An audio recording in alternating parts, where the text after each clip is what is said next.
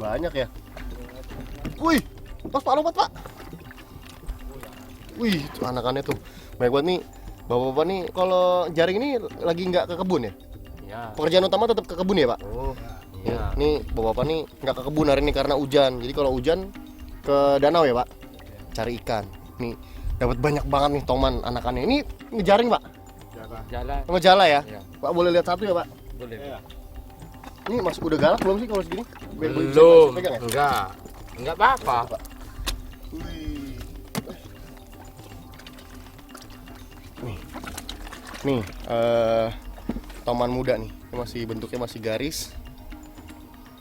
Nah ini kalau misalnya kenapa di Inggris disebutnya toman ini red line snakehead karena waktu mudanya si toman ini bentuknya garis-garis warna merah. Apalagi kalau yang masih bayinya itu warnanya merah. Kalau misalnya udah besar dia berubah nih, garis-garisnya ini hilang, di atas badannya ini jadi warnanya jadi batik-batik. Jadi ada yang warnanya hijau, ada yang warnanya ungu, ada yang merah kadang-kadang. Di sini kebanyakan warna apa Pak? Kalau udah besar tuh warnanya apa? Ungu, hijau, atau merah? Hijau. Hijau ya, kebanyakan di sini hijau ya. Paling banyak hijau. Oh. Kalau kesehari-harian ngapain Pak berkebunnya? Nyadap karet ya? Oh, jadi ini walaupun Pak saya balikin ya Pak. Walaupun nggak jadi Mata pencarian. mata pencarian apa ya? Di waduk ini, danau ini walaupun nggak berfungsi sebagaimana aslinya jadi pengairan sawah, tapi tetap bermanfaat buat warga sekitar. Jadi kalau misalnya warga sekitar lagi nggak nyadap karena hujan atau ada kendala lain, bisa cari ikan ya Pak di sini. Ya, inilah salah satu kegiatan masyarakat sukakarya di Danau Gegas ini. Mencari ikan bukanlah sebagai penghasilan utama, melainkan sebuah sampingan ketika mereka berangkat atau pulang dari kebun karet. Inilah gambaran ketika alam tidak kita eksploitasi secara berlebih, maka alam pun akan menyediakan kekayaannya untuk kebutuhan kita. Mantap! Tentu kan tentu. Oh nggak tentu ya? Satu Kadang- perahu ini bisa? Waktu hari Kamis tuh kami berangkat berdua nggak dapat Sama sekali? Sama sekali satu pun nggak dapat. Oh ya? Pakai jala, pakai pancing. Sama nggak Sama. dapetnya? Oh, biasanya faktor apa Pak kayak gitu Pak? Kadang nggak ketemu, kadang ikan tuh nggak jinak. Oh, di sini ada istilah nggak jinak ya? Kadang sudah makan pancing putus kan, bawa seling ya, bawa nggak galak makan. Oh iya. Oh gitu. Oh jadi ya nih kabarnya kalau misalnya toman ini, jadi kalau misal dia daya ingatnya agak tinggi si toman ini. Jadi kalau misalnya udah kena pancing orang, kerilis atau emang mocel, jadi mocel tuh kita mancing terus lepas sebelum kita angkat ke perahu dia udah lepas duluan. Biasanya dia ingat. Jadi si ikan itu agak takut untuk makan. Jadi mungkin dia puasa sampai semingguan, jadi dia nggak makan dulu sampai bener-bener traumanya dia itu hilang. Makanya biasanya tadi Bapak bilang tuh suka tiba-tiba nggak makan karena kena pancing apa segala macam, karena selama itu dia ingatnya agak bagus. Jadi dia nggak makan dulu karena dia takut ketangkap lagi sama pancing. Sekali ngejala ya bisa dapat berapa kilo biasa? Sehari Pak ya? Oh sekali aja Iya. 10 kilo. Kalau kita ketemu rombongan ini. Wih, banyak banget ternyata di sini. Sekali ngejala 10 kilo. Ini 3 kali ngejala ya? Apanya? Itu jorannya? Enggak, ini biar apa tuh bautnya nggak lepas. Oh begitu. Ya. Sambungan itu ya.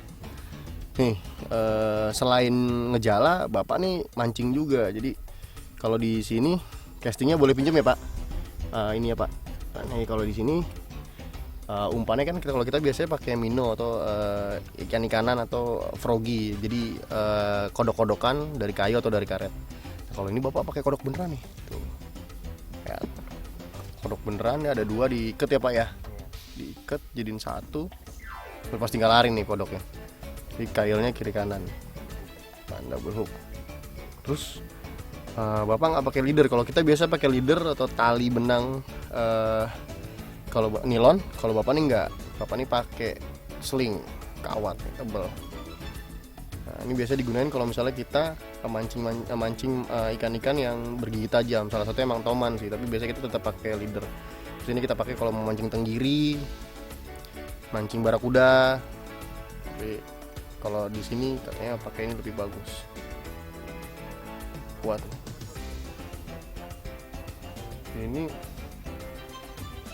Ini pernah dapat berapa Pak? Pernah dapat berapa kilo? 5 kilo pernah? Nggak kenapa-napa ya? Enggak. Oh. Bapak ini pernah dapat 5 kilo katanya, besarnya 5 kilo. Nah ini di sini kan ini kan 2 tupis nih ya, dua sambungan. Jadi sama bapaknya sengaja nih diikat pakai, ini bukan patah ternyata, jadi diikat di sini ada sambungan, diikat lagi pakai solatip biar kuat. Jadi kata bapak, jadi takutnya dapat ikan besar dia lepas, sambungannya lepas, karena itu diikat sama bapak nih pakai solatip. Mantap nih. Di bagian teluk yang lain sepertinya Irawan menemukan sebuah spot potensial. Melihat adanya tenggakan, angler senior di KMMS ini langsung melempar umpan kodok-kodokannya. Yuhu, merasa teritorinya terganggu, sang predator langsung menyambar jump frog milik Irawan. Strike mas bro, mantap! Inilah keasikan saat memancing Toman. Karakternya sebagai top predator membuat dia hidup dalam teritorinya masing-masing.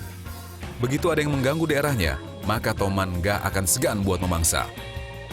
Seekor Toman ukuran remaja berhasil tunduk dan landed di sampan Irawan. Ya, sisik yang sudah mulai berwarna dan batik yang mulai samar-samar muncul adalah satu tanda di mana Toman perolehan Irawan sudah masuk masa remaja. Rilis ya.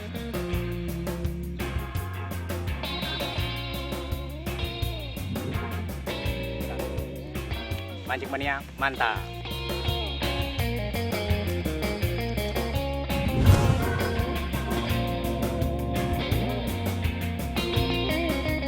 Setelah hampir semua penjuru dan teluk di danau pertama kami telusuri, kami sepakat untuk geser ke danau kedua yang lebih kecil. Tak mudah untuk bisa geser ke danau seberang jalan. Butuh kerjasama dan kekompakan tim untuk memindahkan sampan-sampan yang kami naiki.